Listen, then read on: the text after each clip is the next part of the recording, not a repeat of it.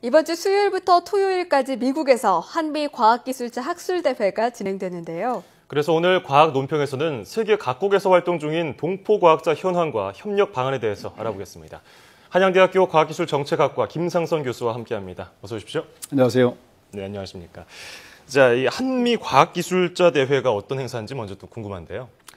네, 한미 과학기술자 대회는 보통 UKC라고 하는데요. 네. US Korea Conference on Science and Technology and Entrepreneurship 이런 약자입니다. 네. 와, 네. 그래서 이 UKC는 그 1년에 한 번씩 열리는 그 종합학술대회입니다. 이때는 이제 미국 내에서 열리는 가장 큰 규모의 한인 과학자들의 그 교류의 장인데요. 이제 한국과 미국 간의 그 과학기술계 가교 역할을 담당하고 있습니다. 예. 금년 UKC는 이제 아틀란타에서 7월 29일부터 8월 1일까지 계속되고 재미 한인 과학자와 국내 과학기술계 리더들 그래서 한 1,300명 정도가 참석하게 되는데요. 예. 금년에 특별히 이제 섬김의 자세로 최고를 지향한다 이런 주제로 과학기술인의 자세를 재조명해서 과학기술이 나아가야 될 미래 방향을 모색하는 그런 장입니다. UKC 2015에는 물리나 화공, 또 보건의료 등 12개 분야의 심포지움이 있고 또 전염병 비상 대비 절차라든가 식품 안전, 또 드론 기술 이런 관련 포럼 13개 포럼이 있고요. 네. 그 외에도 이제 산업 포럼과 지재권 포럼 이런 것들이 열리게 됩니다. 참고로 미국은 전 세계 과학기술 투자의 약 한 40%를 담당하는 나라입니다. 그래서 저희 우리나라를 볼 때는 굉장히 중요한 협력 대상 국가고 예. 가급적이면 협력 경로를 다양화시켜서 협력 확대가 필요한 그런 국가입니다. 다행히 미국에는 50개 주에 현재 한 10,000여 명의 동포과학자들이 있어서 이분들과 협력을 통해서 양국 간에 실질적으로 도움이 되는 협력을 할 수 있을 것으로 기대가 되고 있습니다. 네, 역시 다른 분야뿐만 아니라 과학기술 분야도 미국과의 협력이 무엇보다 중요할 텐데요. 네. 저는 50여 개 주에 10,000여 명의 동포과학자들이 활동하는 줄 몰랐습니다. 생각보다 굉장히 많네요. 그렇습니다. 그렇다면 이 재미 동포과학자를 통한 협력, 현재 어떻게 이루어지고 있습니까? 한미 간의 과학기술 협력이 꽤 역사가 길어요. 예. 오늘날 이제 우리가 원자력 발전 수출하게 된 그 시발점도 1959년도에 그 태능의 연구용 원자로를 처음에 만든 걸로 시작을 했고, 예. 또 우리가 이제 모든 과학기술 분야에서 지금 세계 10위권에 가 있는데, 예. 그 시점도 어쩌면 이제 한국과학기술연구소 키스트가 1966년에 지어졌는데요.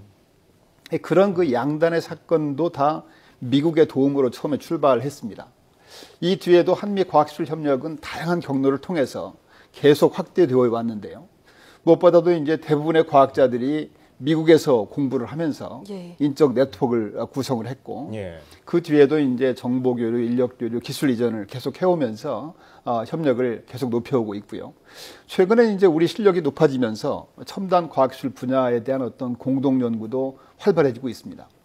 특히 이제 동포과학자들은 미국의 그 버지니아주 비엔나라는 곳에 그 본부를 둔 재미 한인 과학자 협회 크시라고 하는데요. 네. 그 협회를 중심으로 해서 한미 양국 간의 다양한 협력을 위한 교량 역할을 지금 담당하고 있습니다. 크시는 또한 이제 한인 자녀들을 대상으로 해서 뭐 수학 경시대회라든가 장학금 지급이라든가 또 젊은 과학자 모국 방문 이런 것들을 하면서 교민 사회에 구심점 역할을 담당하고 있습니다. 그렇군요. 잘 아시다시피 한국과 미국은 6.25 참전을 계기로 그 혈맹 관계에 있는 나라입니다. 지난 7월 27일 날 워싱턴 DC에 가면은 그 한국전 기념관이 있어요. 예. 코리안 워 베테랑스 메모리아라고 있는데요. 거기에서 이제 정전 62주년을 기념해서 우리나라에 와서 그 전사하신 분들 무려 36,574명인데요. 그분들 한 분 한 분 이름을 호명하는 행사를 했다고 합니다. 그래서 미국에 가보시면은 그 전주에 한국전 기념하는 그런 기념비가 있고요. 또 코리안 워 메모리얼 파크웨이 이런 식으로 도로명에 한국전 이름이 붙어 있는 곳이 많습니다. 그래서 굉장히 그 미국 사회에서는 한국전을 많이 기억하고 있고요. 한국전 그 참전 기념관 옆에 가면은 freedom is not free. 그래서 자유는 결코 자유가 아니다. 그런 말도 있고요. 그래서 어떻게 보면 이제 그 미국이 우리하고 혈맹 관계를 계속 기억하고 유지하는 그런 걸 제가 볼 수 있습니다. 예. 이런 관계를 잘 유지를 해서 양국 간의 모든 분야에서 협력을 확대시켜야 되는데 특히 과학기술 분야에서도 한미 양국에 정말 도움이 되는 윈윈할 수 있는 그런 전략을 계속 확대 발전시켜 나가야 될 것입니다. 예, 뭐 역사적으로나 뭐 자유는 뭐 거저 얻어지지 않는다 뭐 이런 기념비 정말 마음에 와닿는데요. 네. 뭐 미래지향적으로는 보나 정말 미국과의 관계는 중요하죠. 여러 가지로 손을 봐야 될 것 같고 앞으로도 계속 발전해 나가야 될 텐데 미국이 아닌 다른 지역에서도 이 공포 과학자들이 많아요. 네. 그렇다면 이 다른 동포 과학자들의 현황은 어떻게 됩니까? 미국에 이제 주로 한 10,000여 명 있다고 말씀드렸지 않습니까? 그 외에도 이제 EU라든가 아시아 지역이라든가 구소련 지역, 중앙아시아 지역 이런 주요 국가별로 한인 과학자 협회가 결성이 돼 있어요. 그래서 이제 회원 간의 협력 네트워크를 구축한다든가 예. 학술 대회를 개최한다든가 또 교민 사업 이런 다양한 활동을 진행하고 있습니다. 현재 이제 18개국에 한 20,000여 명의 과학자들이 참여해서 활동을 하고 있습니다. 예를 들어서 미국에 그 아까 말씀드린 UKC가 있듯이 예. 아시아 쪽에는 이제 AKC가 있고요. 또 EU 쪽은 EKC가 있고 캐나다의 뭐 CKC 이런 그 학술 대회를 통해서 양국 간의 정보 교류라든가 협력 방안을 논의하고 있습니다. 이런 활동을 통해서 해외 동포과학자 협력 활성화는 물론이고 그분들이 주재하고 있는 해당국과 우리나라와의 어떤 과학술계 협력 이런 것들을 확대로 이어지고 있습니다. 네, 이 과학기술하면 국내에서도 여러 분야가 협력을 하고 있지만 요즘은 전 세계적으로 함께 또 그렇습니다. 해결해 나가는 것 같습니다. 이 과학기술 분야의 국제 협력이 가지는 특별한 의미 어떤 것들이 있을까요? 뭐 많이 있겠지만 두 가지만 짧게 말씀드리면은 대한민국이 그동안에 과학기술 투자를 계속 늘려왔죠. 예. 늘려왔는데도 불구하고 전 세계에서 쓰이는 그 과학기술 투자의 한 3%를 씁니다. 그 얘기인즉슨 이 3%를 선택과 집중 전략적으로 잘 쓰는 것도 중요하지만 예. 나머지 97%가 어디에 쓰이는지 고객하고 협력하는 게 굉장히 중요하다고 할 수가 예. 있습니다. 두 번째는 최근에는 이제 특정 국가 한 나라만의 힘을 가지고 해결하지 못하는 그 지구촌 난제가 많습니다. 그래요. 최근까지 우리나라를 괴롭혔던 그 메르스 문제, 이런 감염성 질환이라든가 네. 재난재해 문제라든가 네. 또 각종 에너지 문제, 뭐 극지, 뭐 원자력, 우주, 해양 이런 문제들은 어떤 한 나라만의 힘으로 될 수가 없거든요. 글로벌 협력이 필요한데 우리도 이제 당당하게 선진국과 협력을 해서 그런 문제를 해결하는데 동참을 해야 되고요.